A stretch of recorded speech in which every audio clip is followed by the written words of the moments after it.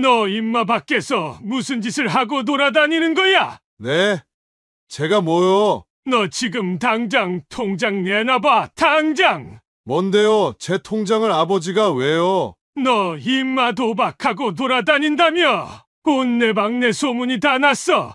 집안 망신을 시켜도 도가 있는 거다! 너 도대체 어떡하려고 그러는 거야? 조금이라도 조용히 정상적이게 살면 어디가 덧나냐? 왜 자꾸 우리를 힘들게 하는 거야? 제가 아버지 돈 썼어요? 제가 번 돈 제가 쓰겠다는데 왜 뭐라 그러세요? 뭐라고? 너 언제까지 이딴 식으로 살 거야? 우리 죽으면 너 돌봐줄 사람 있을 것 같아? 누가 돌봐달라고 했어요? 나가면 될 것 아니에요? 이 자식이 말이면 단 줄 알아? 너희 엄마 너 때문에 죽으려고 하는데 미안하지도 않아? 그만해요. 아들아, 너도 그만해. 싸울 때가 아니잖니. 어떻게 된 일인지 와서 말 좀 해보렴. 말해봤자 뭐가 달라져요? 이게 어떻게 된 일일까요? 지금 아버지와 어머님이 도박을 한 아들과 싸우고 있는데요. 오늘은 도박 중독에 걸려 부모님마저 속이려 한 아들을 사람이라도 만들기 위해 노력한 박영수님의 사연입니다. 어떤 내용의 이야기일지 바로 들어보도록 하겠습니다. 안녕하세요. 저는 경기도 수원에 사는 박영순이라고 합니다. 올해로 72이 되었습니다. 매번 유튜브로 좋은 사연들을 듣다가 저도 제 사연을 한번 여러분과 나누고 싶어 이렇게 글을 쓰게 되었습니다. 제 이야기는 그렇게 유쾌한 이야기는 아닙니다. 하지만 분명 끝까지 제 이야기를 들으신다면 분명 얻어갈 것은 있다고 생각합니다. 오늘 제가 말씀드릴 이야기는 도박 중독에 빠져버린 제 아들과 하나뿐인 아들, 어떻게든 사람이라도 만들어 보려고 불철주야 노력했던 저의 이야기입니다. 저는 이 일을 겪으면서 많은 절망을 느꼈고 저에 대한 자책을 했습니다. 저를 부족한 엄마로 보실 수도 있겠지만 용기를 내어 말씀드리는 저를 위해 많은 응원을 부탁드려요. 이야기를 들어보시고 여러분이라면 이 상황을 어떻게 헤쳐나가셨을지, 그리고 주변에서 비슷한 이야기는 없었는지 댓글로 공유해 주시면 고마울 것 같습니다. 그럼 저에게 있었던 기적적인 이야기 시작해 보겠습니다. 어디서부터 이야기하면 좋을까요? 저희 부모님 이야기부터 하면 좋을 것 같네요. 저희 고향은 충청남도 홍성이에요. 선생님인 아버지와 주부인 어머니 사이에서 태어난 5남매 중에 셋째 딸이었죠. 저희 어머니는 참으로 온화한 분이셨어요. 저희 5남매를 고루고루 사랑해 주셨죠. 넉넉한 형편은 아니었지만 남들에게 무시당하지 않도록 최선을 다해 주셨어요. 반면 아버지는 굉장히 엄하신 분이셨어요. 항상 회초리를 들고 다니시며 저희가 어떤 잘못이라도 하면 허벅지와 종아리를 때리시곤 했죠. 물론 저희를 올바르게 키우시기 위한 훈육인 건 알지만 그래도 무서웠어요. 굉장히 아팠거든요. 그래서 눈치가 빨랐던 저는 아버지가 계실 땐 까불지 않았답니다. 하지만 오빠와 동생들은 까불다가 자주 맞곤 했죠. 거기다 아버지는 굉장히 묵뚝뚝하고 말이 없으셨어요. 그래서 정을 붙이기가 어려웠죠. 제가 애교를 부리러 아버지께 다가가면 항상 저를 밀어내곤 하셨죠. 그래서 저는 어느샌가 아버지와 가까워지는 걸 포기했던 것 같아요. 그리고 아버지는 마을에서 유일하게 대학교를 나오신 분이었어요. 거기다 선생님이셨으니 저희에게 항상 공부의 중요성을 말씀하곤 하셨죠. 제일 무서운 날은 성적표가 나오는 날이었어요. 반에서 20등 안에 들지 못하면 심하게 혼나곤 했기 때문이었어요. 눈치가 빠른 저도 그날은 아버지의 매를 피해갈 수가 없었습니다. 저는 공부와는 거리가 멀었거든요. 그래도 저는 그렇게 혼났어도 공부를 할 생각이 없었어요. 그렇게 저는 고등학생이 되었습니다. 아버지는 제가 공부에 재능이 없다는 걸 아셨는지 저를 더 이상 뭐라고 하지 않으셨어요. 하지만 도리어 무관심으로 일관하셨죠. 공부를 잘하는 오빠들에게만 신경 쓰시고 저한테는 관심을 주지 않으셨어요. 저는 그런 아버지를 보면서 내가 부모가 되면 절대로 자식에게 그러지 말아야지 생각했어요. 많은 관심과 사랑으로 키워주리라 다짐했죠. 그렇게 저는 고등학교 졸업을 한 뒤 바로 가발 공장에 들어가 일을 시작했어요. 당시에는 공장이 많았거든요. 거기서 4년 정도 일한 뒤에는 작은 물류 회사에 취직을 해서 사무직으로 일을 했어요. 거기서 남편을 만나게 되었죠. 남편은 작고 다부진 사람이었어요. 저는 아버지와 정반대인 사람과 결혼하고 싶었는데 남편이 딱 그런 사람이었죠. 매우 다정하고 세심한 사람이었어요. 저는 이 사람과 결혼하면 나의 이상적인 결혼 생활을 할 수 있겠구나라고 생각했고요. 그래서 저희는 2년간의 연애 끝에 제가 26, 남편이 29일 때 결혼을 하게 되었어요. 지극히 평범한 결혼식이었죠. 신혼여행은 제주도로 갔고요. 그리고 몇 달 뒤 임신 사실을 알게 되었어요. 요즘 말하는 허니문 베이비였죠. 너무나 기뻤어요. 시어머니는 아들을 원하셨지만 딸이었죠. 하지만 저에겐 중요하지 않았어요. 남편도 신경 쓰지 말라고 했고요. 그렇게 딸을 출산하고서는 애지중지 잘 키웠죠. 딸은 정말 남편을 쏙 닮아서 다부진 성격을 가졌어요. 제가 뭐라고 하기도 전에 아이가 알아서 하는 성격이었죠. 그래서 정말 키우는데 많은 힘이 들지 않았어요. 중요한 건 둘째 아이 때였어요. 딸 아이를 출산하고 3년 뒤 저는 다시 임신을 했어요. 저도 둘째를 가지고 싶기도 했고 시어머니가 아들을 정말 원하셔서 저도 그 기대를 충족시켜 드리고 싶었어요. 근데 이게 웬걸 정말로 아들인 거예요. 하늘이 날아갈 듯 기뻤죠. 남편과 시어머니는 말할 것도 없고요. 남편은 장남이었거든요. 제가 이번에 낳는 아들이 장손이 될 터였죠. 하지만 문제가 있었습니다. 제 건강이 좋지가 않아서 배와 허리의 통증이 너무 심했거든요. 병원에 가보니 조산을 해야 한다고 말했습니다. 제 아들은 흔히 말하는 이른둥이가 되어야만 했죠. 저는 그래서 마지막 월경을 한 뒤 36주 만에 아이를 조기 출산해야만 했습니다. 그렇게 아들은 1kg도 안 되는 무게로 세상에 나왔죠. 저는 너무 무서웠어요. 아들이 어떻게 되진 않을까 걱정을 했죠. 그 걱정에 출산하고 펑펑 울기만 했습니다. 건강하게만 잘 자라준다면 제 모든 걸 바치겠다고 기도하고 또 기도했죠. 정말 다행히도 둘째 아들은 저의 염려와 반대로 정말 잘 버텨줬어요.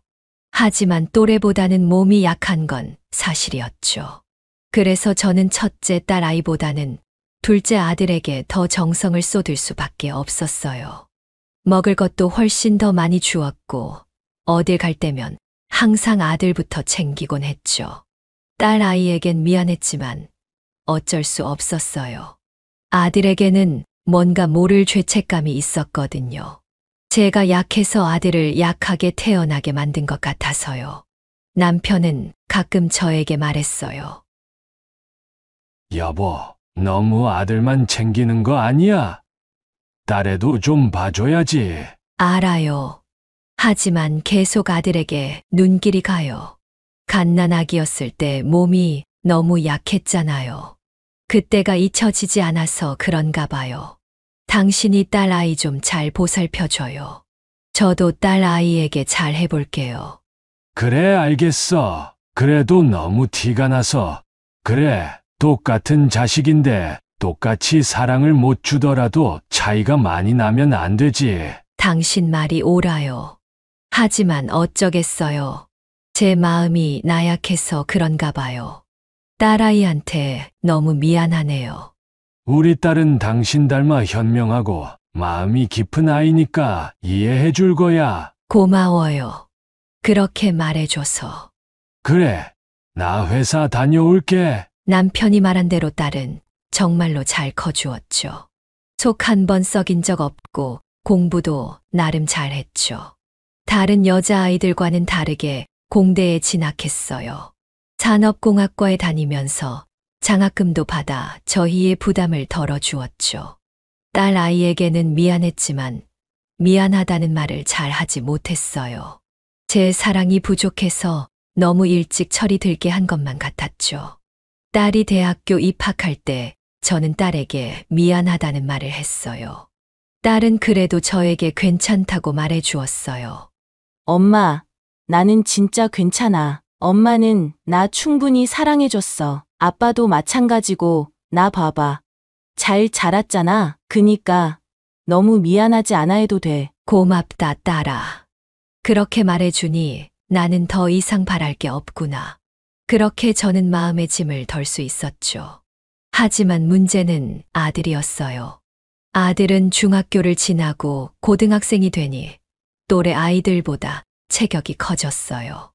더 이상 누구도 제 아들을 약하게 보지 않았죠. 하지만 너무 오냐오냐 키운 탓인지 사고뭉치가 되고야 말았어요. 항상 사고를 쳐서 저는 학교에 매번 드나들어야 했어요. 아들은 어려서부터 담배를 피고 남의 물건을 훔쳤어요. 동급생이나 하급생들의 돈을 뺏고 때리기까지 했죠. 저는 항상 다른 사람들에게 사과를 하러 다녔고 돈을 물어주었어요. 남편은 그런 아들을 매우 혼내기도 했지만 저는 아들에게 싫은 소리를 한 번 하지 못했죠. 아들에게는 미안한 마음이 있어서 그랬던 것 같아요. 그리고 어렸을 때 사고를 많이 치면 나이 들어서는 금방 철이 들어 효도를 한다는 말을 어디선가 들었었거든요. 그 말을 믿었어요. 아들이 지금은 사고 뭉치지만 나중에 철이 들고 나서는 분명 좋은 인간이 될 거라고 의심치 않았죠. 하지만 그건 제 착각이었어요. 아들은 고등학교를 졸업하고도 대학교에 가지 않았어요. 바로 일을 한 것도 아니고 몇 년간 친구들과 몰려다니며 놀기만 했죠. 물론 저에게 용돈을 타고 다니면서요. 한 번은 도저히 안 되겠다 싶어서 아들에게 화를 내었죠. 민식아, 너 도대체 뭐가 되려고 그래? 이제 정신 차리고 뭐라도 해야지. 언제까지 우리한테 얹혀 살면서 놀기만 할 거야. 나도 다 생각이 있어요. 엄마까지 꼰대 담임처럼 그러지 마세요. 제가 화내면 감당 가능하세요? 너 그게 엄마한테 할 말이니? 내가 널 어떻게 키웠는데. 이런 배은망덕한 놈아. 그만 좀 하라고요. 진짜 배은망덕한 게 뭔지 보여줘요. 한 번만 더 저한테 뭐라 그러면 저 진짜 집 나가서 평생 안 들어올 거예요. 아들은 그렇게 오히려 저한테 화를 내고서는 문을 쾅 닫고 집을 나가버렸죠. 심장이 쿵하고 내려앉는 기분이었어요. 저는 주저앉아 울 수밖에 없었죠. 이제야 아들을 원망해봐야 소용없었어요. 다 제 잘못이었거든요. 너무 오냐오냐 키우다 보니 아들은 버릇이 없어졌죠. 어렸을 때는 그래도 아빠 무서운 건 알아서 말을 듣는 척이라도 했는데 이제 머리가 다 커서 남편의 말도 소용이 없었죠. 하지만 이대로 포기할 순 없었어요. 어떻게든 사람 구실이라도 하게 만들어야 했죠. 그래서 저는 화를 내는 방법보다 아들을 잘 구슬려서 어떻게든 뭐라도 하게 만들어야겠다고 생각했어요. 그래서 저는 주변 사람의 도움을 통해 기술을 배울 수 있는 작은 공장을 알 수 있었어요. 금속 원재료를 수입해서 가공해서 큰 기업에 되파는 작은 협력업체였는데 남편의 동생 친구가 하는 곳이었죠. 기술이라도 배우게 하면 그래도 먹고 사는데 문제는 없을 거라 생각했어요. 지금이야 저와 남편이 버는 돈으로 먹여 살릴 순 있지만 저희가 죽으면 아들은 더 이상 먹고 살 수 없을 테니까요. 아마 주변 사람들에게 빌어먹고 살면서 피해를 끼치겠죠. 그런 건 절대 용납할 수 없었어요. 일어나서는 안 되는 일이었죠. 그래서 저는 싫다는 아들을 끌고 억지로 공장으로 향했어요. 엄마, 싫다니까 무슨 기술이야? 무식해 보이게. 아들, 엄마 말 믿고 한 번만 가서 이야기나 좀 들어봐.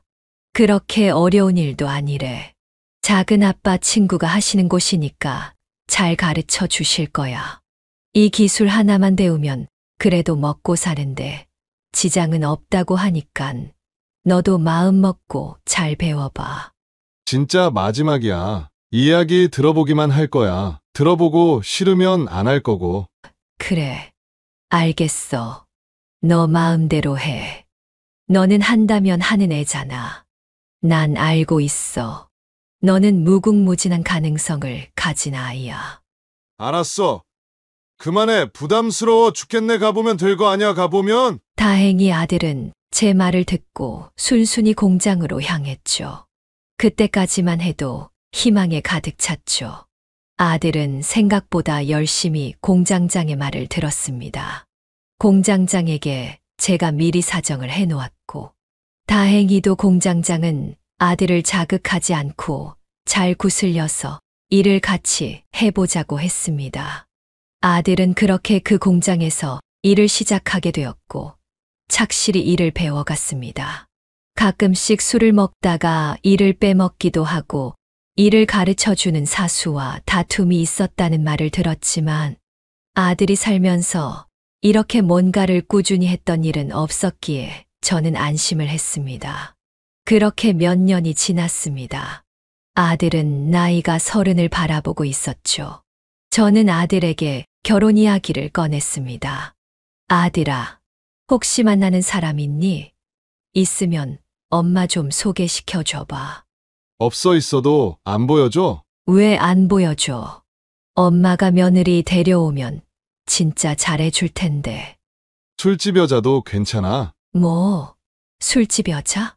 놀라기는 농담이야. 농담. 그런 농담을 하니 놀랐잖아. 아니, 너도 이제 결혼을 해야 되지 않겠니? 언제까지 여기서 살 거야? 계획은 있어. 돈은 좀 모아뒀니? 또 그러네. 요즘 잠잠하다 했더니 또 시작이야. 나도 몰라. 내 인생 내가 알아서 살게 좀 냅둬. 엄마가 이런 것도 하나 못 물어봐. 사람 스트레스 받게 왜 결혼 이야기를 꺼내냐고. 짜증나 돌아버리겠어. 내가 알아서 생기면 보여줄 테니까 가만히 좀 냅둬. 알겠다. 기분 나빴다면 미안하다. 그냥 조금 걱정이 돼서 그랬어. 난 나갔다 오마. 방에서 담배 좀 작작 피고. 진짜 짜증나. 아들에게 저는 여전히 꼼짝하지 못했고, 아들은 제가 한마디라도 꺼내면 화를 내거나 짜증을 냈어요. 아들이 무서웠다기보다는 제가 심기를 건드리면 잘못 어긋나갈까봐 그게 무서웠죠. 그렇게 몇 달이 지나 아들은 30살이 되었죠. 저는 그래도 아들이 몇 년 동안 기술을 배우면서 돈을 꾸준히 모아왔다고 생각했어요. 하지만 그게 아니었어요. 남편 친구 동생인 공장장에게 전화가 와서 알게 되었죠. 형수님, 민식이 얘기 좀 들으셨어요? 아니요. 무슨 얘기요? 민식이가 뭐 잘못이라도 했나요? 아니요, 잘못이라기보다 최근에 몇 달치 월급도 가불해가고 일에도 집중을 못하는 것 같아서요. 듣기로는 술집 여자애한테 꼬드김 당했어. 도박에 손을 좀 댄 것 같아요. 뭐라고요? 도박이요? 내 금액은 모르지만 알아보셔야 할 것 같아서 전화드렸어요. 저는 그 말을 듣곤 자리에 풀썩 주저앉을 수밖에 없었어요.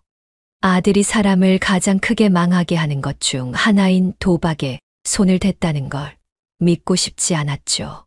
알고 보니 아들은 자주 다니는 술집 여자를 마음에 들어 했고 실제로 교제까지 했나 봐요. 하지만 그 술집 여자는 도박에 빠져 있는 여자였고 아들도 그 여자를 따라 했다가 중독이 되어버린 거였죠. 저는 이 사실을 남편에게 말했어요. 남편도 엄청나게 충격을 받아 했죠. 화가 머리 끝까지 났는지 안절부절하지 못했죠. 저는 무슨 일이라도 일어날까 두려웠어요. 그날 밤 아들이 술에 약간 취한 상태로 들어왔어요. 방에 들어가는 걸 남편이 붙잡았죠. 너 임마 밖에서 무슨 짓을 하고 돌아다니는 거야? 네? 제가 뭐요? 너 지금 당장 통장 내놔봐, 당장! 뭔데요? 제 통장을 아버지가 왜요? 너 임마 도박하고 돌아다닌다며! 온내방내 소문이 다 났어. 집안 망신을 시켜도 도가 있는 거다. 너 도대체 어떡하려고 그러는 거야? 조금이라도 조용히 정상적이게 살면 어디가 덧나냐? 왜 자꾸 우리를 힘들게 하는 거야? 제가 아버지 돈 썼어요? 제가 번 돈 제가 쓰겠다는데 왜 뭐라 그러세요? 뭐라고? 너 언제까지 이딴 식으로 살 거야? 우리 죽으면 너 돌봐줄 사람 있을 것 같아? 누가 돌봐달라고 했어요? 나가면 될 것 아니에요. 이 자식이 말이면 단 줄 알아? 너희 엄마 너 때문에 죽으려고 하는데 미안하지도 않아? 그만해요. 아들아, 너도 그만해 싸울 때가 아니잖니? 어떻게 된 일인지 와서 말 좀 해보렴. 말해봤자 뭐가 달라져요? 됐어요. 그리고 아들은 문을 쾅 닫고 나가버렸죠. 다신 돌아오지 않을 것처럼요. 됐어. 나가라 그래. 이 참에 연을 끊자 끊어. 남편이 이렇게 화가 난 건 처음이었던 것 같아요. 그래도 아들은 일주일 만에 돌아왔어요. 저는 아들을 달래서 이야기를 들어보았죠. 다행히도 지금은 그 술집 여자와 연을 끊고 도박도 안 하고 있다고 하더라고요. 하지만 6년간 모은 8천만 원은 모두 날렸다고 했어요. 그나마 월급을 갑을 받았어도 다른 사람에게 빚을 지지는 않았더라고요. 천만다행이었어요. 그런 아들을 포기하고 싶지 않았어요.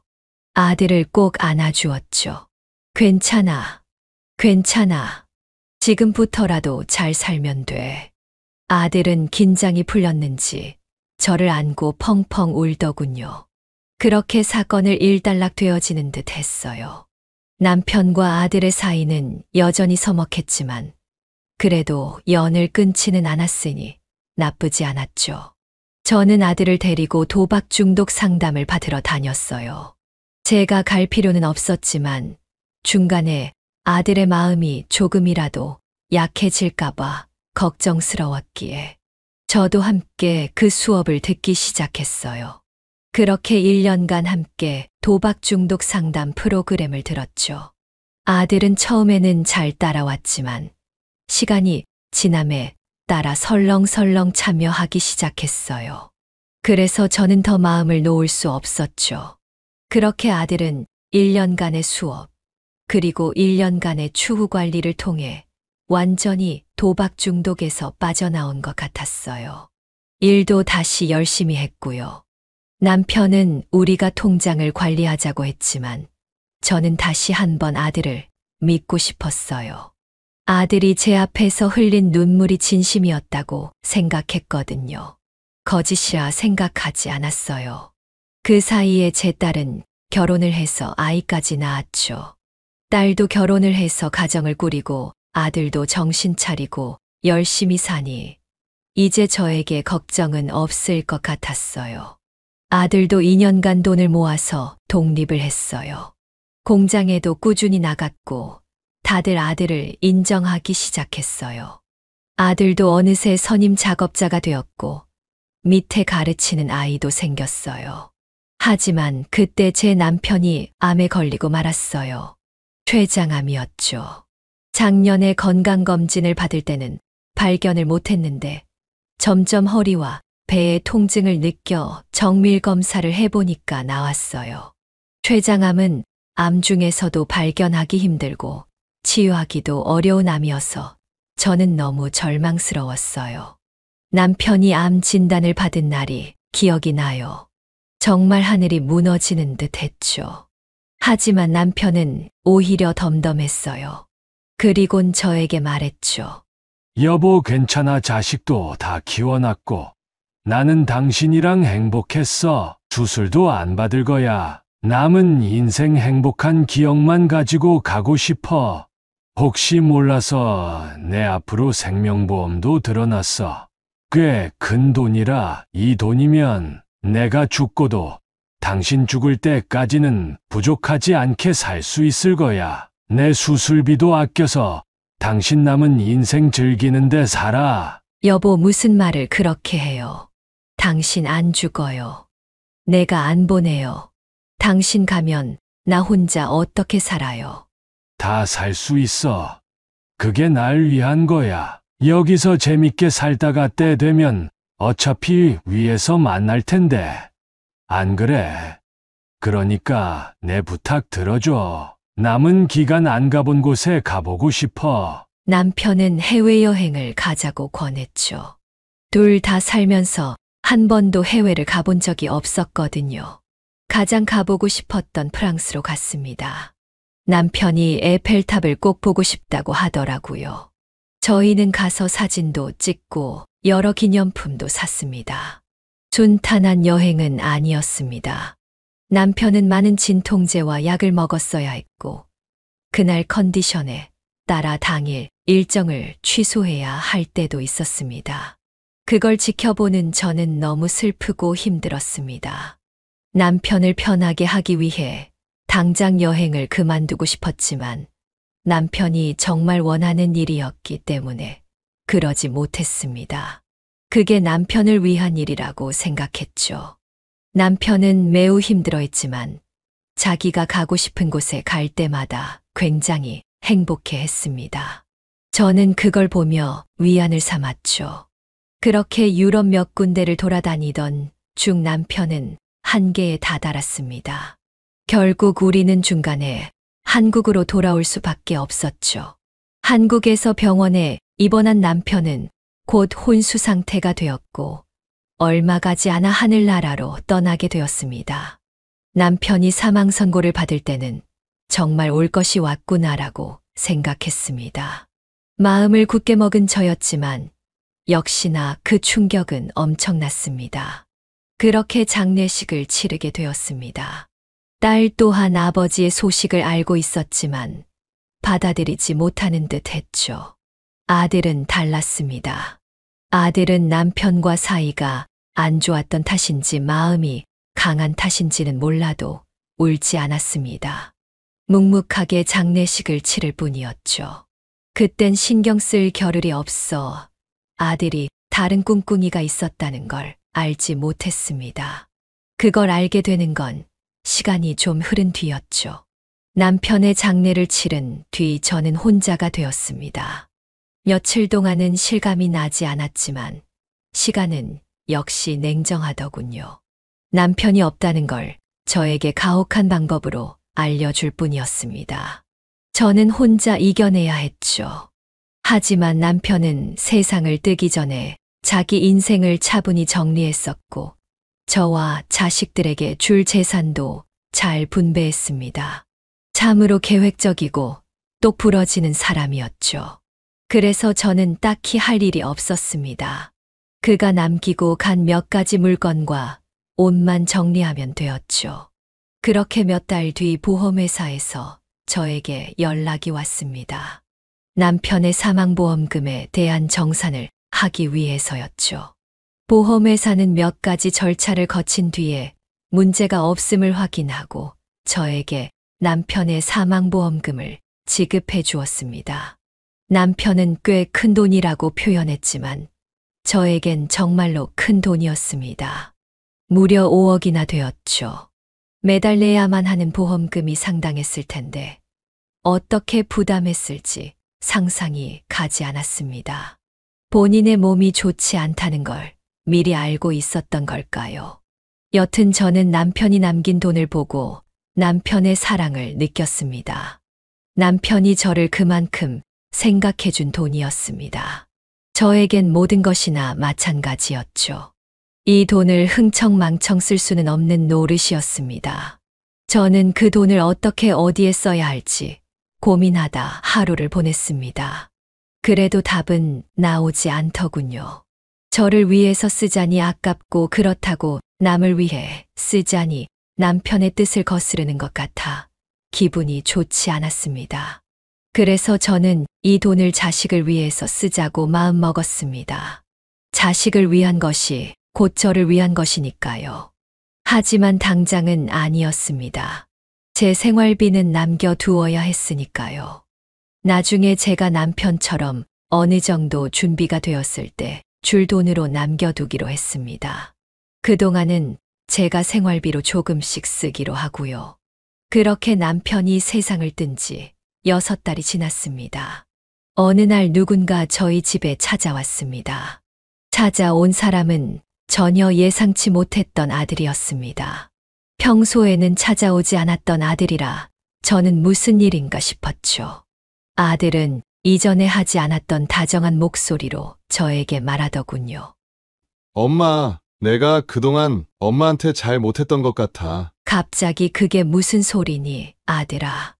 나 이제 철들었나 봐. 엄마한테 효도 좀 하고 싶어서. 지금도 잘하고 있는데 무슨 효도를 더해. 아니, 엄마 여행이나 좀 보내줄까 하고 내가 이런 거 잘 못하는데 아버지 돌아가시고 나서 그래야겠다는 생각이 들더라고. 평생 나 때문에 속상해했잖아. 내가 너무 엄마한테 못될 짓을 많이 한 것 같아. 그래서 엄마한테 좀 잘해야겠다는 생각이 들더라고. 미안해. 엄마 내가 너무 심했어. 여행은 부담스러워하지 마. 그렇게 고급진 여행도 아니고 동남아 여행사 통해서 가성비로 내가 알아본 거니까. 엄마 편한 사람 2-3명 정도에서 다녀와. 내 정성이라고 생각하고 꼭 다녀왔으면 좋겠어. 생각해보고 연락 줘. 아들은 그 말을 하고는 곧바로 집을 떠났습니다. 저는 정말 혼란스러웠어요. 아들이 이렇게 다정한 사람이 아닌데 정말 변한 건가 하고요. 그러면서도 아들의 행동이 참으로 의심스럽기도 했죠. 의심을 하는 제가 밉기도 했어요. 하지만 어쩌겠어요. 평생 아들을 보면서 산전대, 직감이라는 게 있었어요. 그래도 아들이 그렇게 말하는데 가지 않을 수 없어서 평소에 친하게 지내던 동네 친구 2명과 함께 베트남 여행을 가기로 했어요. 친구들은 공짜로 가는 여행에 굉장히 즐거워하더군요. 저희는 아들이 불러준 대형 택시를 타고 공항으로 향했어요. 아들은 마중까지 나와서 저와 친구들의 체크인까지 도와주고 출국장으로 갈 때까지 저희를 기다려 주었죠. 저는 그때까지도 아들의 행동에 미심쩍었어요. 엄마, 가서 무슨 일 생기면 꼭 연락하고 조심히 다녀와. 친구들 또한 그런 아들의 행동이 희한한지 저에게 와서 왜 갑자기 저렇게까지 변했냐면서 물어보곤 했죠. 저는 찜찜한 마음을 거둘 수가 없었어요. 아들은 출국장 앞에서 제가 떠나는 것까지 보고선 자리를 떴고 저도 안으로 들어왔어요. 하지만 저는 불안한 마음이 계속 떠나지 않았죠. 그래서 결국 저는 여행을 가지 않기로 했어요. 집으로 돌아가기로요. 저는 당황한 친구들에게 최대한 둘러대고는 잘 다녀오라고 얘기하고 집으로 가는 택시를 탔어요. 물론 친구들에겐 누구에게도 이 사실을 말하지 말라고 신신당부했죠. 집으로 가는 길이 그렇게 멀게 느껴지는 건 처음이었죠. 불안한 기운이 저를 맴돌았죠. 아들은 돈이 충분치 않은 상태인데 몇백만 원씩 들여서 저와 제 친구들까지 여행을 보내줄 리가 없었거든요. 분명 무슨 꿍꿍이가 있어서 저를 여행에 보내려고 했던 거죠. 만약 제 감이 틀렸다면 저는 분명 아들에게 죽을 죄를 진 거겠죠. 하지만 저는 확실했어요. 아들은 거짓말을 할 때마다 눈썹을 들썩이는 버릇이 있었거든요. 이건 엄마인 저만 알 수 있는 버릇이었죠. 저희 집에 찾아왔을 때 아들은 말할 때마다 계속해서 눈썹을 들썩였기에 저는 더 의심할 수밖에 없었어요. 그렇게 집에 도착한 저는 처음에 안도를 했습니다. 왜냐하면 바뀐 게 없었기 때문이죠. 집안도 깨끗했고 뭐 하나 달라진 것 없었거든요. 저는 아들을 의심한 죄책감을 느꼈습니다. 왜 나는 불확실한 증거를 가지고 아들을 의심했는지 한참을 탓했죠. 그렇게 소파에 앉아 자책을 하고 있는 도중 뭔가 제 머릿속을 스쳐갔습니다. 바로 남편이 남겨준 보험금이 있는 통장이었죠. 그래서 저는 그 통장을 숨겨둔 장롱으로 가서 마구 뒤지기 시작했습니다. 하지만 아무리 찾아봐도 통장은 나오지 않았죠. 저는 그 자리에 주저앉아 절망하기 시작했습니다. 제 불길한 예감이 맞았기 때문이죠. 저의 인감도장도 없어졌더군요. 저는 어떻게 해야 할지 몰라 제 딸에게 전화를 했죠. 딸은 참으로 침착하게 대응했습니다. 엄마 일단 침착해. 오늘 엄마 통장을 가져갔으니까 바로 사용하진 못할 거야. 요즘엔 아무리 인감도장 있다고 하더라도 바로 돈 쓰려면 시간이 좀 걸릴 테니까 일단 바로 민식이 이놈이 돈을 빼내기 전에 어디 있는지 알아야 하니까 바로 경찰에 신고해. 경찰, 아들을 경찰에 신고하란 말이야? 그래야지 엄마가 무슨 수로 민식이를 찾을 거야. 경찰에 신고 안 하면 아빠가 남겨둔 돈 다 어디론가 사라질 텐데 괜찮아. 그 돈 잃기 싫으면 빨리 경찰에 신고해. 엄마가 안 하면 내가 할 테니까. 경찰에 신고하면 민식이는 어떻게 되는데? 어떻게 되긴. 그런 멍청한 놈은 정신 좀 차리게 콩밥을 먹여야지. 저는 딸의 말을 듣고 굉장히 혼란스러웠습니다. 아들이 그 돈을 어디다 쓸지도 모르는데 이렇게 신고를 하는 게 맞나 싶었습니다. 제가 신고해서 아들이 경찰에 잡히게 되면 꼼짝없이 감옥에 가야 하기 때문이었죠. 그래서 망설였죠. 하지만 결국엔 경찰에 신고를 했습니다. 왜냐하면 딸의 일침 때문이었죠. 엄마, 착각하지 마. 지금까지 엄마가 오냐오냐 해서 애 키운 탓에 이렇게 된 거야. 아닌 건 아니라고 잘못된 건 잘못된 거라고 가르쳐야 해. 늦었지만 지금이라도 알려줘야 한다고. 엄마가 지금 민식이 감싸주면 민식이는 평생 정신 못 차리고 살 거야. 그래도 괜찮아. 정말 맞는 말이었죠. 저는 아무 대꾸도 할 수 없었어요. 다 제 탓이었죠. 지금이라도 바로잡아야 했어요. 그래서 저는 결국 경찰에 신고를 했죠. 이틀 뒤 경찰은 제게 아들을 검거했다고 연락을 했어요. 자세한 이야기는 경찰서에서 듣기로 했죠. 저는 떨리는 마음으로 경찰서로 향했어요. 경찰서에 들어가 보니 고개를 푹 숙인 아들이 형사 앞에 있더군요. 저는 눈물이 핑 돌았지만 마음을 굳게 먹었어요. 어쨌든 저는 피해자, 아들은 가해자이니까요. 저는 뚜벅뚜벅 아들의 옆으로 가서 의자에 앉았어요. 아들을 쳐다보지도 않았죠. 형사는 저에게 차례대로 사건의 전말을 묻기 시작했고 저는 하나도 빠짐없이 대답을 했어요. 저한테 이런 가해를 한 것이 자식이라고 생각을 전혀 하지 않고 이야기를 했죠. 제 이야기를 들은 형사도 이런 일이 익숙치 않은지 기가 막혀 했어요. 그리고 아들의 머리를 서류 파일로 꽝 치더군요. 어머니 죄송합니다. 이런 놈은 맞아야 정신을 차리거든요. 너 임마! 이런 착한 어머니 돈을 훔쳐! 이런 천벌을 받을 자식! 저는 두 눈을 질끔 감고 그 장면을 받아들여야 했죠. 형사님은 저에게 자초지종을 말해 주었습니다. 어머니 너무 충격받지 말고 들으세요. 어머니 아들이 그 돈을 가지고 불법 인터넷 도박에 썼어요. 다행인 줄 모르겠지만 절반 조금 안 되게 썼는데 다 잃었어요. 보니까 도박 이력도 있던데 어머니 도박은 마약이랑 같아요. 절대 못 빠져나와요. 이건 단단히 교육시켜야 돼요. 도박이요. 민식이가 도박을 했다고요. 저는 그 이야기를 듣고 세상이 무너지는 듯한 기분을 느꼈습니다. 도박을 끄는 줄만 알았던 아들이 다시 도박을 했다니요. 제가 생각할 수 있는 이야기 중에 최악의 결말이었습니다. 저의 놀란 표정을 본 형사님은 제가 알아야만 하는 정보를 말씀해 주셨어요. 내 마음 단단히 먹으세요. 아들이 잃은 돈은 다시 찾을 순 없지만 그래도 절반이라도 찾아서 다행인 거예요. 보통은 합의를 보게 말씀드리는데 저도 이번에는 화가 나서 안 되겠네요. 어쨌든 어머니 선택이세요. 원만하게 합의를 할 건지 아니면 벌을 받게 할 건지. 오히려 냉정하게 형사님이 말해주니 짧은 시간이지만 조금은 정리가 되더군요. 아들은 뭐라도 말을 하고 싶어 했지만 형사님들이 있어서 아무 말도 할 수 없었죠. 제가 조금 시간을 가지고 말씀드려도 되나요?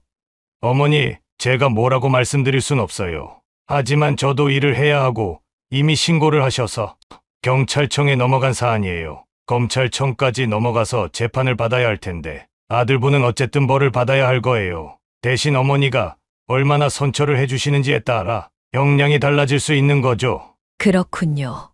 그럼 제가 아들과 따로 이야기할 시간은 주실 수 있나요? 원래 안 되는데 그럼 짧게 드릴 테니 저 방에 가서 이야기해 보세요. 형사님의 배려 덕분에 저와 아들은 좁은 방에서 이야기할 시간을 가졌습니다. 물론 다른 형사님 한 분이 같이 계셨지만요.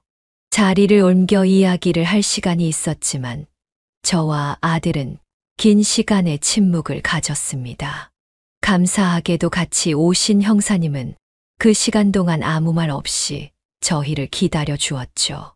시간이 지나고 아들은 생각이 정리되었나 본지 제게 울며 불며 다짜고짜 애원을 하더군요. 엄마, 내가 잘못했어. 한 번만 용서해줘. 엄마, 자식 마지막으로 목숨 한 번 살려준다고 생각하고 이번 한 번만 좋게 넘어가 주면 안 돼. 나 이미 남은 것 없고 이번만 하고 다시는 손댈 생각 없었어. 나도 알아.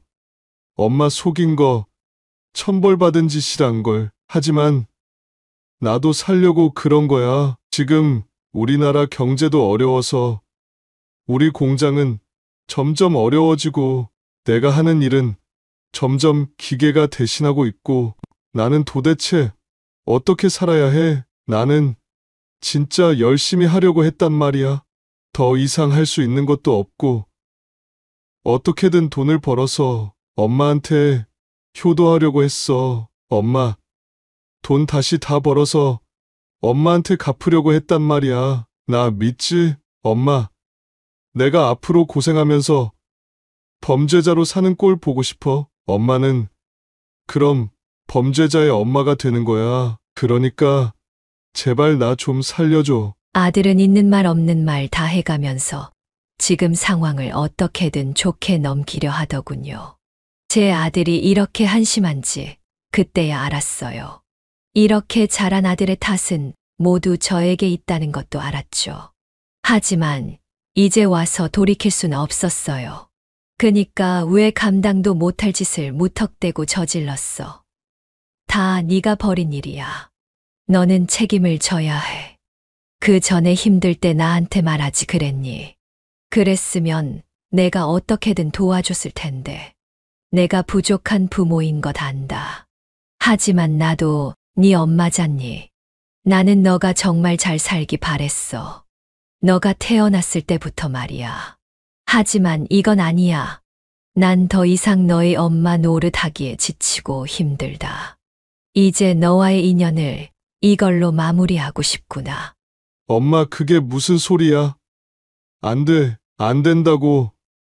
나 포기하지 마. 한 번만 더 기회를 주면 나 진짜 잘할게. 다시는 도박에 손도 안 댈 거야. 착실하게 살아갈게. 형사님, 조금만 더 시간을 주세요. 제발요.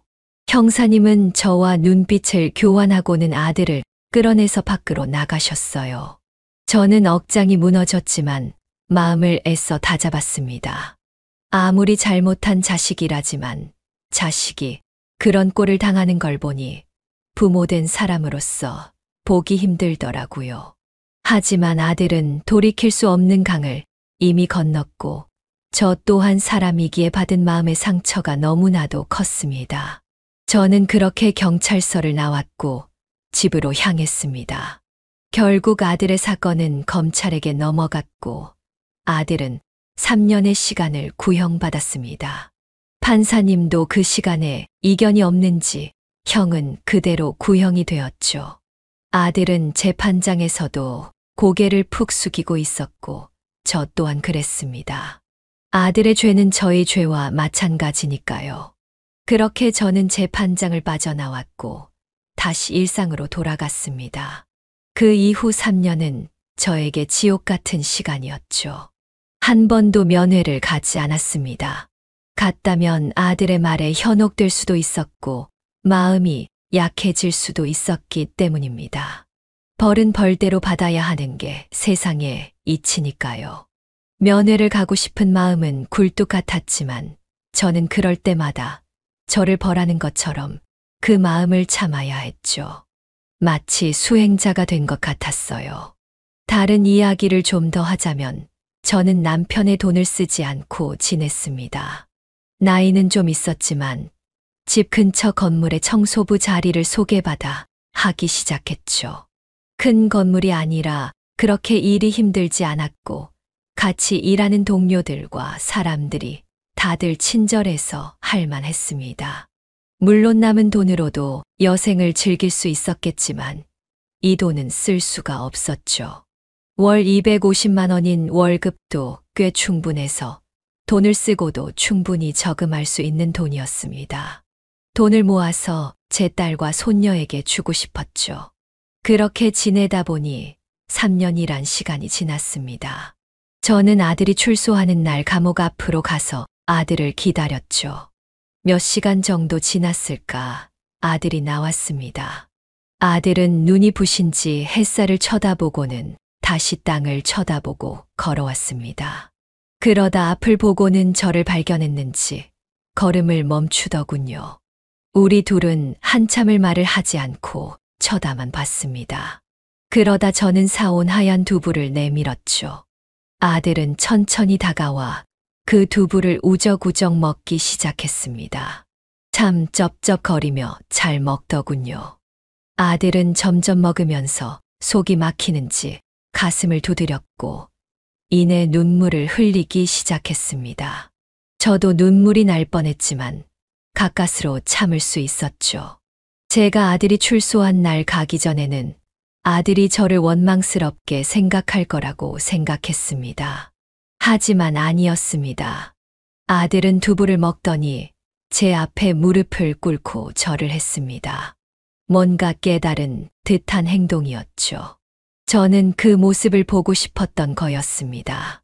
이제야 남편 볼 면목이 서더군요.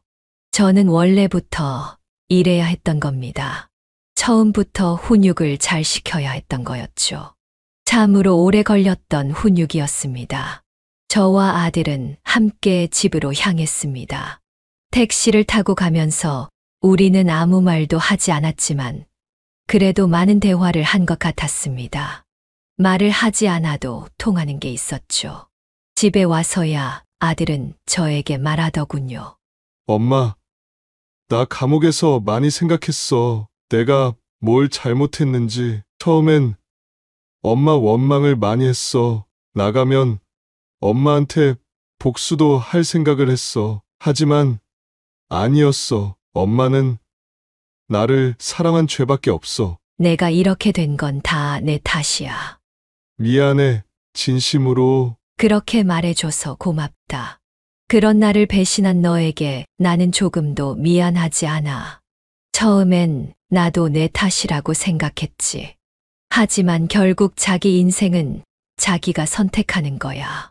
나는 너에게 많은 선택지를 주었고 결국 선택한 건 너였어. 그러니 난 너에게 아버지 돈의 단 1%라도 줄 수 없다. 너는 나와의 신뢰를 저버렸고 그 신뢰를 다시 쌓아올리기는 정말 어려울 거야. 그래도 할 수 있겠니? 응, 할 수 있어. 엄마가 나에게 돈을 주지 않아도 상관없어. 나는 다시 새 삶을 살아갈 거야. 이전에 배웠던 기술들을 가지고 내 공장 하나 차려보려고. 물론 다른 공장에 가서 일을 해가지고 돈을 먼저 벌어야겠지만 나 엄마한테 바라는 거 하나도 없어. 엄마가 아직 날 용서하지 못한다면 연락하지 않아도 돼. 난 내가 지은 죄를 알고 있고 이건 내가 죽을 때까지 받아야 할 벌이야. 이제야 새 삶을 살 수 있을 것 같아. 엄마한테 고마워. 아들은 해탈한 것 같은 표정이었죠. 저는 당장이라도 모아둔 돈을 아들에게 주고 미안하다고 말하고 싶었지만 또 다시 제가 했던 실수를 반복하기 싫어서 참았습니다.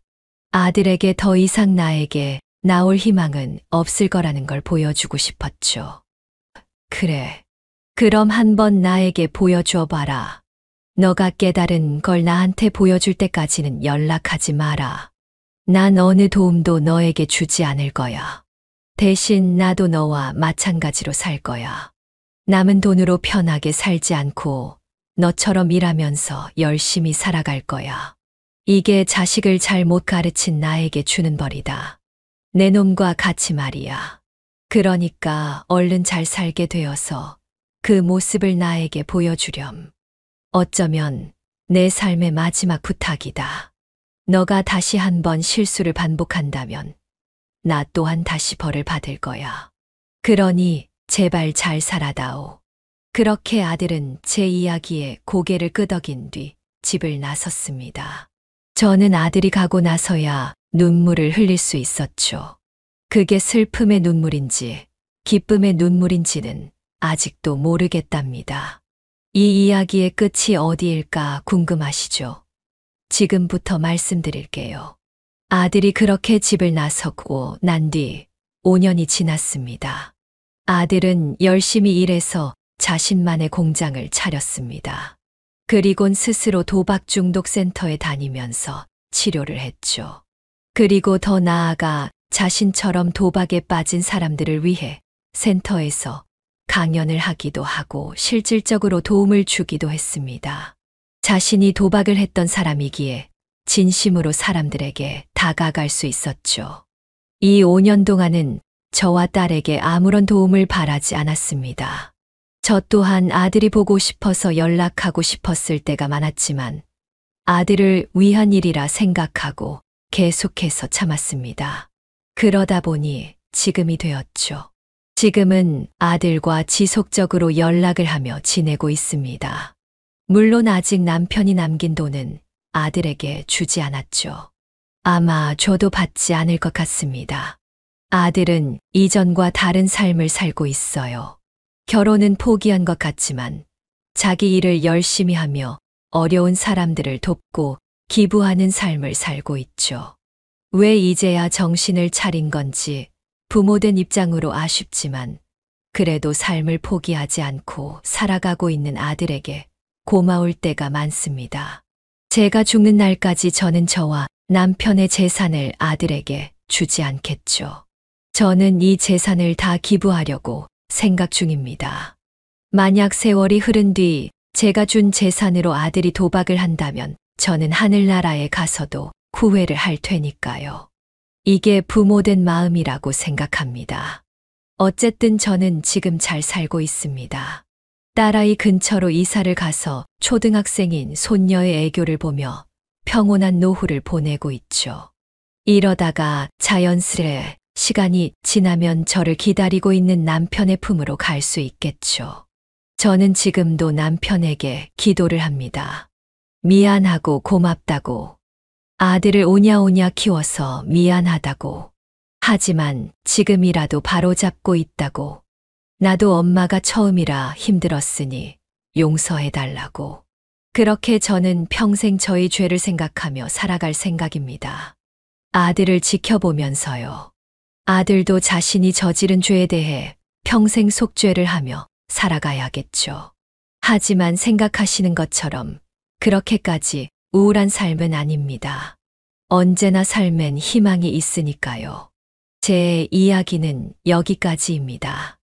여러분들 중에 혹시 저와 비슷한 분들이 있으신가요? 어떻게 고난을 헤쳐나가셨을지 궁금하네요. 만약 비슷한 일이 없더라도 여러분이라면 어떻게 했을지 궁금합니다. 많은 분들의 의견을 듣고 싶네요. 그럼 제 이야기를 들어주신 분들 모두 행복하시길 바랍니다. 감사합니다. 네, 오늘 이야기는 어떠셨나요? 오늘 이야기를 듣고 어떻게 생각하시는지 어머님, 아버님의 생각을 댓글로 공유해주세요. 저는 또 다른 사연으로 찾아뵙겠습니다. 좋아요, 구독, 알람 설정을 통해 앞으로도 따뜻한 정을 나눌 수 있게 함께해주세요. 어머님, 아버님의 삶의 지혜와 경험을 나눌 수 있는 통로가 되겠습니다. 오늘도 인생을 바꾸는 관점을 통해 사연을 들어주셔서 감사합니다.